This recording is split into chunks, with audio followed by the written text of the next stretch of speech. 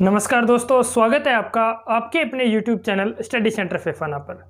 हम लोग पढ़ रहे थे स्थिर विद्युतिकी और स्थिर विद्युतिकी का हमने एक चैप्टर जो है वो कंप्लीट कर लिया है। अब उस चैप्टर के न्यूमेरिकल जो हैं उनका सॉल्यूशन हम लोग करते हैं। तो पहला न्यूमेरिकल है अपने पास भी, वायु में एक दूसरे से 30 सेंटीमीटर दूरी पर रखे दो छोटे आवेशित गोलों पर क्रमशः 2 × 10⁻⁻7 कूलम तथा 3 × 10⁻⁻7 कूलम आवेश हैं, उनके मध्य बल ज्ञात करो। यानी दो गोले हैं, ये जो दो गोले, एक गोला ए मान लिया और एक अपने पास क्या है, बी है। ठीक है, ये दोनों गोले ये जो हैं वो परस्पर 30 सेंटीमीटर की दूरी पर है। 30 सेंटीमीटर यानी 30 × 10⁻⁻2 मीटर दूरी हो गई। होगी बात क्लियर। गोले ए पर आवेश मान लिया क्यू ए है और क्यू ए का मान कितना है, 2 × 10⁻7 कूलम है। और क्यू बी यानी बी गोले पर आवेश ये दिया है हमें 3 × 10⁻7 कूलम। ठीक है, अब ज्ञात क्या करना है, इन दोनों गोलों के मध्य लगने वाला स्थिर विद्युत बल जो होगा उसकी गणना हमें करनी है। तो कूलम के नियम से स्थिर विद्युत बल की गणना करते हैं। कूलम के नियम से, कूलम के नियम से अपने पास क्या होता है भी, स्थिर विद्युत बल जो है F, उसका परिमाण हम देखें तो वह आवेशों के गुणनफल के समानुपाती यानी Q1 Q2/r²। ठीक है, और बीच की दूरी के वर्ग के व्युत्क्रमानुपाती होता है, यानी F = K Q1 Q2/r²। और नियतांक K जो है उसकी वैल्यू कितनी होती है, 9 × 10⁹ newton metre square coulomb square होती है। होगी बात क्लियर। अब ये वैल्यू यहाँ पर पुट करते हैं। F = K की वैल्यू आ गई 9 × 10⁹। ठीक है, इंटू Q1 आवेश Q1 यानी QA का मान कितना है, 2 × 10⁻7 कूलम इंटू QB का मान कितना है, 3 × 10⁻7 कूलम डिवाइड बाय r² यानी 30 × 10⁻2 का स्क्वायर, 30² 900 इंटू 10⁻2 का स्क्वायर 10⁻4 और बल का मात्रक क्या होता है, न्यूटन। होगी बात क्लियर। इसे सॉल्व करते हैं थोड़ा। ये आ गया अपने पास 100।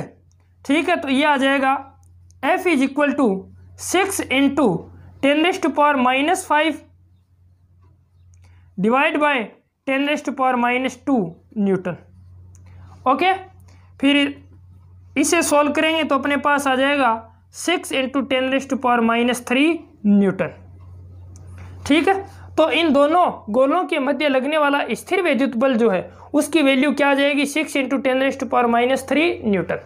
ये तो बात होगी बल के परिमाण की। अब क्या पूछता है भी, इन गोलों के मध्य लगने वाले बल की प्रकृति क्या होगी। क्या पूछ लिया जाए, यदि बल की प्रकृति पूछ लिया जाए तो बल की प्रकृति जो है वो किस पर निर्भर करती है, आवेश की प्रकृति पर निर्भर करती है, आवेश की प्रकृति पर। ठीक है, तो यहां पर देखिए गोले ए पर आवेश और गोले बी पर आवेश जो है दोनों ही क्या हैं, धनावेश हैं। दोनों ही क्या हैं, धनावेश। तो धनात्मक आवेश दूसरे धनात्मक आवेश को क्या करता है भी, प्रतिकर्षित करता है। एक धनात्मक आवेश दूसरे धनात्मक आवेश को प्रतिकर्षित करता है, यानी समान प्रकृति के आवेश एक दूसरे को प्रतिकर्षित करते हैं। इसी प्रकार ऋणात्मक आवेश यदि ऋणात्मक आवेश हो वो भी क्या करेंगे, एक दूसरे को प्रतिकर्षित करेंगे। और एक आवेश धनात्मक और दूसरा ऋणात्मक हो तो क्या करेंगे, आकर्षित करेंगे। ठीक है, तो इसी आधार पर बल की प्रकृति दर्शाई जाती है, यानी बल प्रतिकर्षण प्रकृति का या फिर आकर्षण प्रकृति का है। तो यहाँ पर देखिए दोनों गोलों पर आवेश धनात्मक है, यानी धनात्मक आवेश दूसरे धनात्मक आवेश को प्रतिकर्षित करता है। तो बल की प्रकृति क्या हो जाएगी, बल की प्रकृति प्रतिकर्षण हो जाएगी। बल की प्रकृति प्रतिकर्षण की होगी। ठीक है, यह था अपना पहला न्यूमेरिकल। दूसरे न्यूमेरिकल में हमें दिया है दो समान धातु के गोले जिन पर आवेश दिया है, एक पर +10 माइक्रोकूलम एवं दूसरे पर -20 माइक्रोकूलम आवेश से आवेशित है, और इनको एक दूसरे के संपर्क में लाकर अलग कर पुनः उसी दूरी पर रख दिया जाए तो दोनों अवस्थाओं में बल का अनुपात क्या होगा, ये हमसे पूछा है। ठीक है, यानी क्या कहा है, पहली अवस्था की बात करें पहली अवस्था में देखिए, प्रारंभिक अवस्था में हम निकाल लेते हैं दोनों गोलों पर बल। मान लिया दोनों गोलों पर लगने वाला बल क्या है, F है। दोनों गोलों पर लगने वाला बल क्या है, F, ठीक है। और गोलों के मध्य दूरी जो है, दूरी मान लेते हैं R है, दूरी क्या है, R। तो बल का मान कितना हो जाएगा, F is equal to K, Q1 का मान प्लस 10 माइक्रोकुलाम, प्लस माइक्रो मतलब 10⁻⁻⁶, 10 इंटू 10⁻⁻⁶ इंटू -20 माइक्रोकुलाम, 10⁻⁻⁶, 20 इंटू 10⁻⁻⁶ कुलाम। और बीच की दूरी मान ली हमने क्या है, R, तो R का स्क्वायर हो गया, ठीक है। यानी बल कितना आ गया अपने पास, F is equal to K 10 into 20 minus 200 into 10⁻⁻12 upon R square newton आ गया। ये अपना पहली स्थिति में बल आ गया, प्रारंभिक स्थिति में। इसे मान लेता हूं मैं इक्वेशन नंबर फर्स्ट, ठीक है। अब क्या कह रहा है क्वेश्चन भी, ये जो दोनों गोले हैं, पहला गोला A और ये दूसरा गोला B, इस पर 10 माइक्रोकुलाम आवेश है और प्लस का, और इस पर -20 माइक्रोकुलाम आवेश है। क्या करा है, इन दोनों को संपर्क में लाया।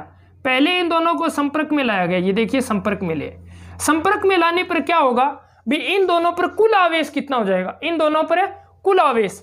तो दोनों गोलों पर कुल आवेश जो है, कुल आवेश कितना हो जाएगा भी, एक पर +10 माइक्रोकुलाम है, दूसरे पर -20 माइक्रोकुलाम है। इसका मतलब है -10 माइक्रोकुलाम आवेश आ गया दोनों गोलों पर कुल। अब इन्हें अलग अलग करेंगे तो ये -10 माइक्रोकुलाम आवेश जो है वो समान रूप से विभाजित हो जाएगा।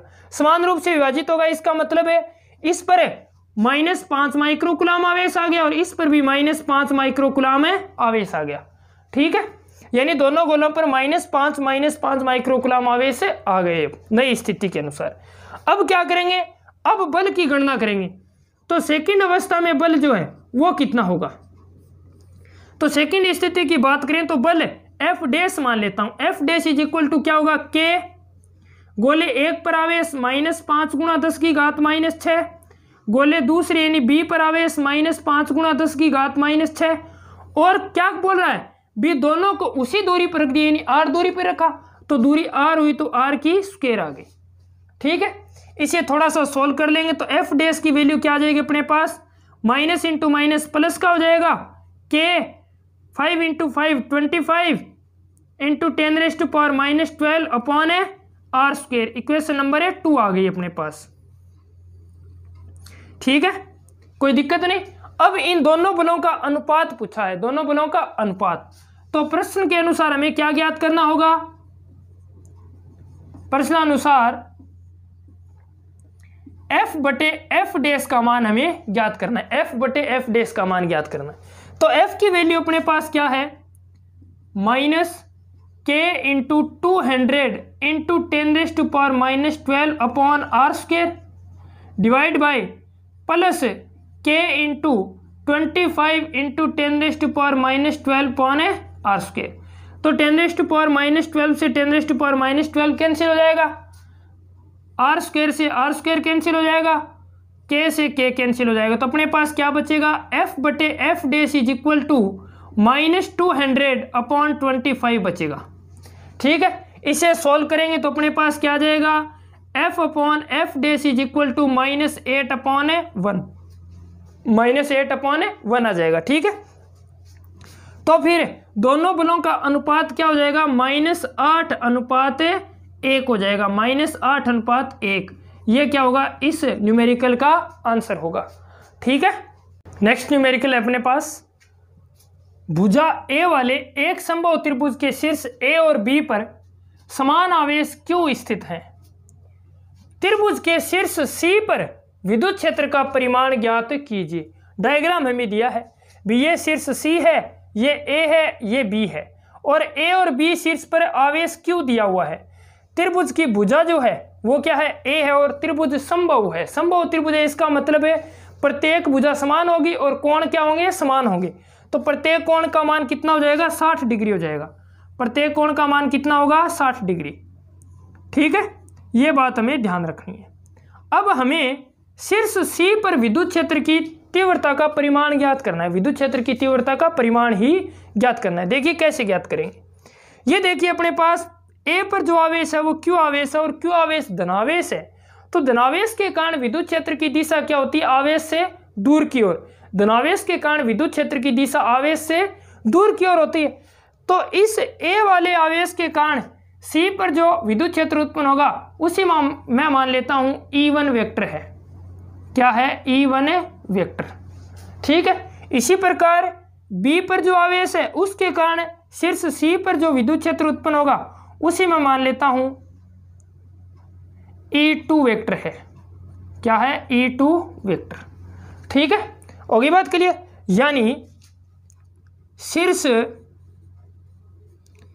ए पर स्थित आवेश के कारण शीर्ष सी पर विद्युत क्षेत्र, सी पर विद्युत क्षेत्र, तो शीर्ष सी पर विद्युत क्षेत्र कितना आ जाएगा? E1 vector. E1 वेक्टर किसके बराबर होगा? के क्यू अपॉन दूरी ए का स्क्वायर। और इसकी दिशा क्या है? ए से सी की ओर है, ए से सी की ओर। तो यहां पर लिख देता हूं मैं ए से सी की ओर। ठीक है, ये दिशा है इसकी। इसी प्रकार मैं लिखूंगा शीर्ष, इसी प्रकार बी पर स्थित, शीर्ष बी पर स्थित आवेश के कारण शीर्ष सी पर विद्युत क्षेत्र, सी पर विद्युत क्षेत्र। ठीक है, तो अब सी पर विद्युत क्षेत्र क्या होगा? E2 vector. E2 vector is equal to कितना आएगा? आवेश क्यू है, दूरी ए है, तो के क्यू अपॉन ए स्क्वायर हो जाएगा। और दिशा क्या है? बी से सी की ओर, बी से सी की ओर। ठीक है, तो यहां से देखिए, ये मान लेता हूं मैं इक्वेशन फर्स्ट है और ये इक्वेशन सेकंड है। तो समीकरण 1 और 2 से हमें क्या पता लग रहा है? भी समीकरण 1 व 2 से, समीकरण 1 और 2 से कह सकते हैं भी E1 वेक्टर का परिमाण और E2 वेक्टर का परिमाण क्या है? समान है। यानी E1 वेक्टर का परिमाण और E2 वेक्टर का परिमाण जो है वो क्या है? समान है, लेकिन दिशा समान नहीं है, लेकिन दिशा समान नहीं है। ठीक है, अब हमें क्या ज्ञात करना होगा? शीर्ष सी पर परिमाण ज्ञात करना पड़ेगा। तो देखिए, परिमाण ज्ञात करने के लिए हमें एक समांतर चतुर्भुज का निर्माण करना पड़ेगा, एक समांतर चतुर्भुज। तो ये समांतर चतुर्भुज का निर्माण मैं कर लेता हूं। ये इनका परिणामी होगा E, ये क्या इनका परिणामी सदिश है? E vector. ठीक है, और इन दोनों सदिशों के मध्य कोण ये 60 डिग्री है, तो ये कोण भी कितना होगा? 60 डिग्री। यानी थीटा इज इक्वल टू कितना हो जाएगा अपने पास? 60 डिग्री हो जाएगा। ठीक है, हो गई बात के लिए। तो अतः शीर्ष सी पर परिणामी विद्युत क्षेत्र, तो परिणामी विद्युत क्षेत्र E किसके बराबर होगा? Root of E1 square plus E2 square plus 2E1 E2 cos theta, 2E1 E2 cos theta, ये फॉर्मूला होता है। ठीक है, तो देखिए E1 और E2 का परिमाण समान है। ठीक है, और थीटा की वैल्यू अपने पास क्या है? 60 डिग्री है। तो यहां पर वैल्यू पुट करूंगा मैं। तो E इज इक्वल टू क्या लिख सकता हूं मैं? देखिए E1 स्क्वायर E2 स्क्वायर दोनों बराबर हैं, तो इसे मैं लिख दिया 2E1 square plus 2E1 E2 बराबर है, तो इसे मैं लिख सकता हूं E1 इंटू E1 यानी E1 स्क्वायर। कोस 60 डिग्री की वैल्यू क्या होती है? 1/2। कोस 60 डिग्री की वैल्यू क्या होती है? 1/2। तो इस 2 से इस 2 को मैं कैंसिल कर दूंगा। ठीक है, तो अपने पास क्या आ जाएगा? E की वैल्यू आ जाएगी। E किसके बराबर आया? तो देखिए 2E1 square plus E1 square यानी रूट 3E1 स्क्वायर आया। या फिर इसे मैं लिख सकता हूं E is equal to root 3E1, root 3E1। और E1 का परिमाण यहां से लिख देंगे। तो E1 का परिमाण अपने पास क्या है? क्योंकि E1 का परिमाण जो है वो अपने पास क्या है, के क्यू अपॉन ए स्क्वायर है, के क्यू अपॉन ए स्क्वायर। तो यहाँ पर वैल्यू पुट कर देंगे तो E इज इक्वल टू क्या आ जाएगा अपने पास, √3 के क्यू अपॉन ए स्क्वायर आ जाएगा, √3 के क्यू अपॉन ए स्क्वायर। ठीक है, अब देखिए के, क्योंकि के जो है उसकी वैल्यू क्या होती है 1/4 pi epsilon not, 1/4 pi epsilon not. ठीक है, तो एप्सिलॉन नॉट यहाँ पर वैल्यू पुट करेंगे तो E की वैल्यू क्या आ जाएगी 1/4 pi epsilon not √3 Q upon A square. तो ये शीर्ष C पर परिणामी विद्युत क्षेत्र आ जाएगा अपने पास। ठीक है, तो ये था अपना तीसरा न्यूमेरिकल। नेक्स्ट न्यूमेरिकल आता है अपने पास, चित्र में 4 बिंदु आवेश 2 सेंटीमीटर भुजा के वर्ग के कोनों पर रखे हैं। वर्ग के केंद्र O पर विद्युत क्षेत्र की तीव्रता व दिशा ज्ञात कीजिए। ठीक है, और जहां Q रखा है, Q की वैल्यू कितनी दी है 0.02 माइक्रो कूलम। ठीक है ना, तो ये न्यूमेरिकल है। शीर्ष A पर -2Q आवेश रखा है, B पर +2Q आवेश, C पर -Q और D पर +Q आवेश रखा है। और हमें पूछा है भी केंद्र O जो है, ये केंद्र O विकर्णों का प्रतिच्छेदी बिंदु जो है उसे क्या बोलते हैं, वर्ग का केंद्र बोलते हैं, विकर्णों का प्रतिच्छेदी बिंदु। ठीक है, तो ये अपने पास वर्ग का क्या है, केंद्र है। और इस केंद्र पर हमें विद्युत क्षेत्र की तीव्रता और उसकी दिशा ज्ञात करनी है। होगी बात क्लियर। अब देखिए, सबसे पहले विकर्ण की लंबाई की बात करें तो वर्ग की भुजा हमें 2 सेंटीमीटर दी है, 2 सेंटीमीटर। ठीक है ना, तो वर्ग की भुजा यदि 2 सेंटीमीटर है, यहां पर मैं लिखता हूं वर्ग का विकर्ण,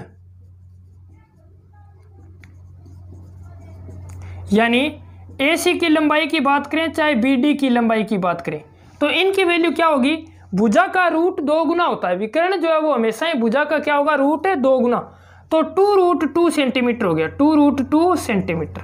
ठीक है, या फिर इसे मीटर में बदलें तो क्या हो जाएगा, ये 2√2 × 10⁻² मीटर। ठीक है, ये किसकी लंबाई आई है अपने पास, विकर्ण की लंबाई आई है, पूरा विकर्ण, यानी चाहे BD की बात करें चाहे AC की बात करें। अब बात करें केंद्र की, तो वर्ग का केंद्र जो है, वर्ग का केंद्र विकर्णों को 2 समान भागों में बांटता है, 2 समान भागों में बांटता है। इसका मतलब है ये जो दूरी यानी BO जो है वो भी √2 है, CO भी √2 है, DO भी √2 है और AO भी क्या है, √2 है। √2 + √2 तो 2√2, √2 + √2 2√2। ठीक है, और इंटू 10⁻² मीटर है, ये सेंटीमीटर में है, सर √2 क्या है, सेंटीमीटर में।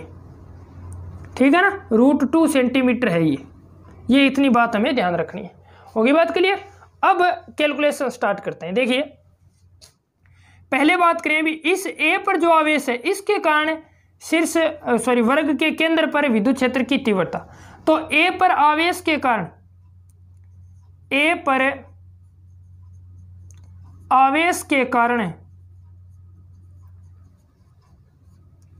केंद्र O पर विद्युत क्षेत्र, तो केंद्र O पर विद्युत क्षेत्र आ गया, मान लिया इसे मैं E1 वेक्टर लिखूंगा, E1 वेक्टर। तो E1 वेक्टर क्या हो जाएगा अपने पास, के आवेश की वैल्यू क्या है 2Q। ठीक है, डिवाइड बाय दूरी कितनी है, √2 सेंटीमीटर, तो √2 का स्क्वायर किया तो 2 इंटू 10⁻² का स्क्वायर किया तो -4 आ गया, ये आ गया। और इसकी दिशा क्या है, ऋणात्मक आवेश, तो ऋणात्मक आवेश के कारण विद्युत क्षेत्र क्या होता है, आवेश की ओर, तो E1 वेक्टर की दिशा क्या हो जाएगी, OA के अनुदिश होगी E1 वेक्टर की दिशा। तो ये आ गया अपने पास OA के अनुदिश। ठीक है, कोई समस्या नहीं। नेक्स्ट अब बात करें भी C पर आवेश जो है उसके कारण, C पर आवेश के कारण विद्युत क्षेत्र, तो इसे मान लेता हूं मैं, इसे EA लिख देते हैं, E1 के स्थान पर EA, ये आ जाएगा EC वेक्टर। तो EC वेक्टर क्या होगा अपने पास, KQ अपॉन 2 × 10⁻⁴, और दिशा क्या होगी इसकी, O से C की ओर, OC वेक्टर के अनुदिश। ठीक है, अब देखिए यहाँ ई वेक्टर और ई सी वेक्टर जो है, ई वेक्टर और ई सी वेक्टर, तो ई वेक्टर जो है वो ई सी वेक्टर का डबल है। देखिए यहाँ पर 2q है, यहाँ पर q है, डबल है, लेकिन दिशा क्या है, विपरीत है। तो परिणामी जो होगा, यानी परिणामी विद्युत क्षेत्र विकर्ण ए सी के अनुदिश आया, विकर्ण ए सी के अनुदिश परिणामी विद्युत क्षेत्र, विकर्ण ए सी के अनुदिश या विकर्ण ए सी पर आवेशों के कारण केंद्र पर परिणामी विद्युत क्षेत्र, परिणामी विद्युत क्षेत्र, इसे मैं लिखता हूं E1 वेक्टर। ठीक है ना। तो देखिए ये दोनों क्या है, विपरीत दिशा में और परिमाण इनका समान नहीं है, लेकिन ई वेक्टर जो वो है वो क्या है, ई सी वेक्टर का दुगुना है, यानी ई सी वेक्टर आधा है। तो फिर परिणामी जो होगा वो किसके अनुदिश होगा, ओ ए के अनुदिश होगा, और ई में से ई सी घटा देंगे, यानी अपने पास क्या आएगा, ई वेक्टर, और इसका विपरीत यानी ऋणात्मक लिखूंगा तो माइनस लिखूंगा, माइनस ई सी वेक्टर। ठीक है। तो इसे हल करेंगे तो अपने पास क्या आएगा, ये के क्यू अपॉन 2 इंटू 10⁻⁻⁴, और इसकी दिशा क्या होगी, ओ ए के अनुदिश होगी। ये मैं ले लेता हूं यहां पर परिणामी E1 वेक्टर। ठीक है, ओ ए वेक्टर के अनुदिश इसकी दिशा है। होगी बात क्लियर। इसी प्रकार सिमिलरली हम कहें तो विकर्ण बी सी पर बी डी पर बात करें, विकर्ण बी डी पर देखिए यहाँ +2q आवेश, यहाँ पर +q आवेश, तो इस +q आवेश के कारण विद्युत क्षेत्र की दिशा यानी ई डी वेक्टर होगी वो इस तरफ होगी, आवेश से दूर की ओर। इसके कारण जो विद्युत क्षेत्र होगा वो इस दिशा में होगा, यानी बी डी के अनुदिश होगा ई बी वेक्टर। ठीक है। अब सिमिलरली इसी तरीके से देखें तो ई बी वेक्टर का मान इस +2q आवेश के कारण है, यानी ई डी वेक्टर का क्या होगा, दुगुना होगा, ई डी वेक्टर का क्या होगा, दुगुना, और दिशा दोनों की क्या है, विपरीत है, दिशा दोनों की क्या है, विपरीत है। तो परिणामी विद्युत क्षेत्र जो होगा केंद्र O पर, परिणामी विद्युत क्षेत्र जो होगा केंद्र O पर इसी प्रकार से ज्ञात होगा। तो इसी प्रकार मैं E2 वेक्टर मान लेता हूं उसे, तो E2 वेक्टर जो होगा वो विकर्ण है, इसी प्रकार विकर्ण BD पर आवेशों के कारण,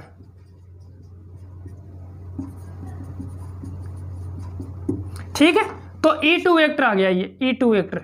तो E2 वेक्टर की वैल्यू भी क्या आएगी अपने पास, KQ अपॉन 2 इंटू 10⁻⁻⁴, और इसकी दिशा क्या है, BD के अनुदिश होगी, BD के अनुदिश। ये आ गया अपने पास E2 वेक्टर, BD के अनुदिश।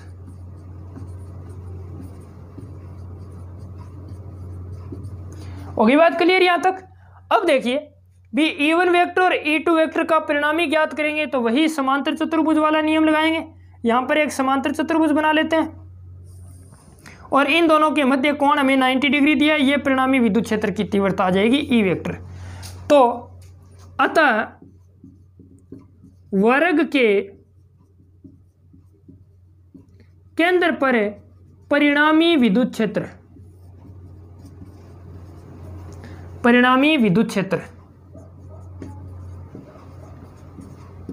परिणामी विद्युत क्षेत्र क्या आएगा, ई वेक्टर। ई वेक्टर किसके बराबर होगा, ई लिख देता हूं एक बार इसे, ई किसके बराबर होगा, root of E1 square plus E2 square plus 2E1 E2 cos theta, E1 E2 cos theta.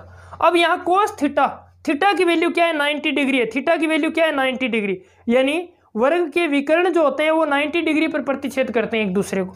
तो कोस 90 की वैल्यू क्या होती है, 0। तो ये पद तो क्या हो जाएगा, कैंसिल आउट हो जाएगा, यानी 0 हो जाएगा, इसकी वैल्यू क्या होगी, 0। तो बचा क्या है अपने पास, E1 square plus E2 square. तो यहाँ से देखिए E1 वेक्टर और E2 वेक्टर का परिमाण क्या है, समान है। E1 वेक्टर और E2 वेक्टर का परिमाण क्या है, समान है। तो इसे मैं इस प्रकार लिख सकता हूँ, E is equal to √2E1, √2E1 लिख दिया, यानी E1 वेक्टर का स्क्वायर प्लस E2 का स्क्वायर। तो E1 square plus E1 square यानी 2E1 स्क्वायर हो गया, E1 स्क्वायर बाहर ले लिया तो क्या आ जाएगा, √2E1 आ जाएगा। ठीक है। E1 की वैल्यू पुट कर देंगे यहाँ पर, तो E की वैल्यू क्या आ जाएगी अपने पास, E की वैल्यू क्या आ जाएगी, √2 into K into Q, Q की वैल्यू के और क्यू की भी वैल्यू पुट कर देते हैं। के की वैल्यू कितनी है 9 इंटू 10⁻⁹ क्यू की वैल्यू हमें दी है 0.02 microcoulomb, 0.02 into 10⁻⁻⁶ divide by 2 into 10⁻⁻⁴। ठीक है, ये आ जाएगा अपने पास सारा। यहां से मैं ये हटा देता हूं दशमलव, तो ये आ जाएगा डिवाइड में 100। ठीक है, अब सॉल्व करते हैं इसे, तो 2 से 2 कैंसिल आउट कर देते हैं, तो E इज इक्वल टू क्या आ जाएगा 9√2 इंटू 10⁻⁴, ये यहाँ से आया 3 बचेगा इन दोनों में से, और नीचे से आ गया 2, तो ये आ गया 10⁵। ठीक है, न्यूटन प्रति कूलाम, ये आ गया इसका मात्रक E। तो ये परिमाण आ गया, इसका परिमाण आ गया। अब बात करनी है दिशा की, तो दिशा देखिए चित्र से दिशा क्या है, इस बी ए वेक्टर के, यानी बी ए के, देखिए ये बी ए दिशा है ना, ये बी ए की दिशा लें तो इस दिशा में है, इस बी ए के क्या है समांतर है, बी ए के समांतर कहते हैं, चाहे सी डी के समांतर कहते हैं। ठीक है, तो ये तो परिमाण आ गया, और दिशा क्या होगी, दिशा क्या होगी बी ए या सी डी के समांतर, बी ए या सी डी के समांतर दिशा होगी। ठीक है, तो ये था अपना चौथा न्यूमेरिकल। नेक्स्ट न्यूमेरिकल में हमें दिया है विद्युत आवेश Q को दो भागों Q1 व Q2 में विभक्त करके परस्पर r दूरी पर रखा गया है। दोनों के मध्य प्रतिकर्षण बल अधिकतम होने की शर्त क्या होगी, ये हमसे पूछा है। यानी दोनों के मध्य प्रतिकर्षण बल यदि अधिकतम हो तो आवेश Q जो है, आवेश Q के दोनों भाग यानी Q1 और Q2 का मान कितना कितना होना चाहिए Q के पदों में, ये हमसे पूछा है इस न्यूमेरिकल में। ठीक है, तो देखिए अब हम यहाँ से इस न्यूमेरिकल से ही इसका सॉल्यूशन प्रारंभ करते हैं। देखिए भी हम लिख सकते हैं Q1 प्लस Q2 की वैल्यू जो है वो कितनी है, Q के बराबर है। Q1 प्लस Q2 का मान कितना है, Q है। तो यहाँ से मैं क्या लिख सकता हूँ भी Q2 जो है वो किसके बराबर है, Q माइनस है Q1 के बराबर है, Q माइनस है Q1 के बराबर है, कौन है, Q2। ठीक है, तो यहाँ से न्यूमेरिकल की शुरुआत करेंगे।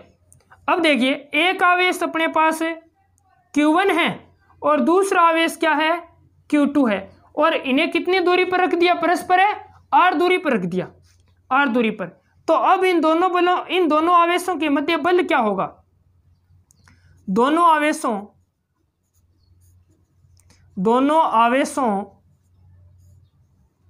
Q1 व Q2 के मध्य लगने वाला स्थिर विद्युत बल, लगने वाला स्थिर विद्युत बल। तो स्थिर विद्युत बल कितना हो जाएगा अपने पास, F is equal to K Q1 Q2 upon r², यही होगा, कूलाम के नियम से हमने लिखा है।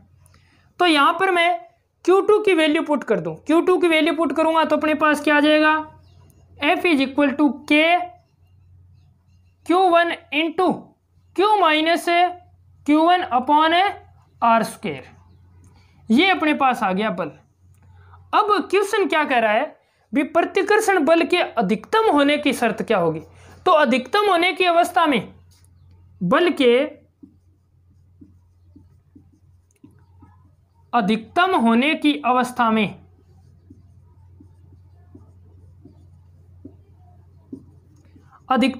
अवस्था में क्या होगा भी आवेश Q1 के सापेक्ष बल F का यदि डेरिवेटिव करें तो वो क्या होना चाहिए, शून्य होना चाहिए। अवस्था में अपने पास क्या होगा, dF बटे dQ1 इज इक्वल टू क्या होगा, शून्य होगा। यानी यहाँ पर चर राशि कौन है, Q1 है, यानी Q1 का मान इस Q पर निर्भर कर रहा है। ठीक है ना, तो इस Q1 के सापेक्ष इसका क्या कर देंगे, डेरिवेटिव कर देंगे। तो देखिए यहाँ से अपने पास क्या आ जाएगा, d/dQ1, F की वैल्यू पुट करेंगे, F की वैल्यू क्या है, K into Q1 Q minus Q1 upon r² is equal to 0। तो यहां से देखिए K अपॉन r² ये कांस्टेंट है, K और आर स्क्वायर जो है वो क्या है, कांस्टेंट। इन्हें मैं बाहर ले जाऊं तो इनका डेरिवेटिव करेंगे तो क्या होगा, शून्य ही होगा। तो इन्हें बाहर ले जाकर इधर जीरो में ले जाता हूं मैं, तो क्या आ जाएगा अपने पास है D over D Q1 into Q, यानी Q1 minus Q1 square is equal to क्या आ गया, जीरो। अब इसका क्या कर देंगे, डेरिवेटिव करेंगे, तो इसका अवकलन करेंगे तो क्या आएगा अपने पास, Q1 का Q1 के सापेक्ष अवकलन करेंगे तो क्या आ जाएगा, Q माइनस Q1 स्क्वायर का अवकलन करेंगे तो क्या होगा, 2Q1 इज इक्वल टू क्या होगा, जीरो की, यानी इक्वल टू क्या है, जीरो है। होगी बात करिए।